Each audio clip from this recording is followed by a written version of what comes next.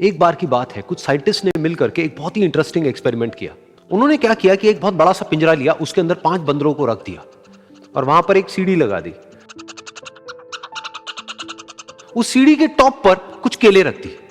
फिर उन साइंटिस्ट ने क्या किया कि जैसे ही कोई भी बंदर उस सीढ़ी पर चढ़ता केलों तक पहुंचने के लिए, तो ऊपर से ठंडे पानी की बारिश करने लग जाते।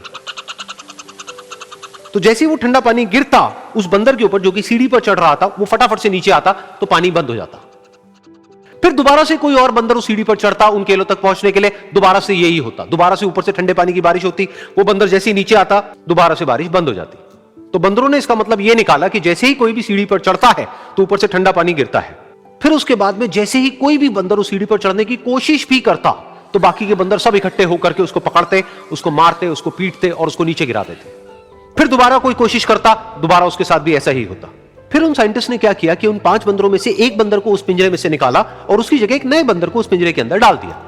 अब उस बंदर को नहीं पता था कि यहां पर क्या खेल चल रहा है। उसको जैसे ही सीढ़ी के ऊपर वो केले नजर आए, वो फटाफट से उस सीढ़ी के ऊपर चढ़ने लगा। अब की बार साइंटिस्ट ने कोई बारिश नहीं करी, लेकिन फिर भी जो बाकी के बंदर थे उन्होंने इसको पकड़ा, सीढ़ी से नीचे उतारा और मारने पीटने लग गए। इस बंदर को समझ नहीं आया कि मेरे को क्यों मारा जा रहा है, तो उसने दोबारा कोशिश करी। जैसे उसने दोबारा कोशिश करी, दोबारा से उन 4 बंदरों ने वही किया। तो अब इस नए बंदर के दिमाग में क्या बैठ गया कि सीढ़ी पर चढ़ना मना है, अगर सीढ़ी पर चढ़ते हैं तो मार पड़ती है। उस सीढ़ी पर चढ़ना क्यों मना है और क्यों मार पड़ती है वो उसको नहीं पता था, बट उसके दिमाग में ये बैठ गया कि इस सीढ़ी पर नहीं चढ़ना है, ना किसी को चढ़ने देना है।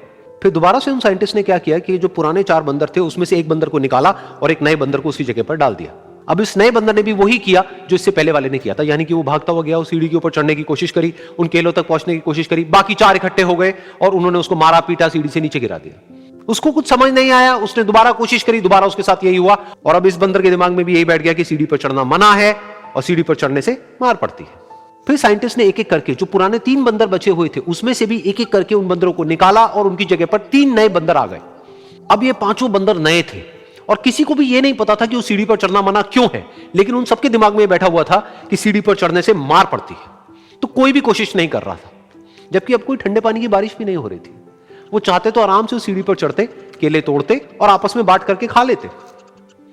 बिल्कुल ऐसा ही हम लोगों के साथ भी होता है, यानी कि इंसानों के साथ भी होता है। हजारों साल पहले कोई प्रथा बनी होती है, कोई रीति रिवाज होता है जिसके पीछे कोई ना कोई वजह होती है, लेकिन वो वजह खत्म होने के बाद भी वो प्रथा चलती रहती है, वो रीति रिवाज चलते ही रहते हैं। किसी में इतनी हिम्मत नहीं होती है ये पूछने की कि हम क्या कर रहे हैं, क्यों कर रहे हैं, बस सबको ये पता होता है कि ऐसा ही होता है। तो वो एक्सपेरिमेंट जिसके बारे में अभी मैंने आप लोगों को बताया, यानी कि वो बंदरों का एक्सपेरिमेंट, उसमें तो बेचारे बंदर हैं, जानवर हैं, उनको नहीं पता है कि क्वेश्चन कैसे पूछते हैं।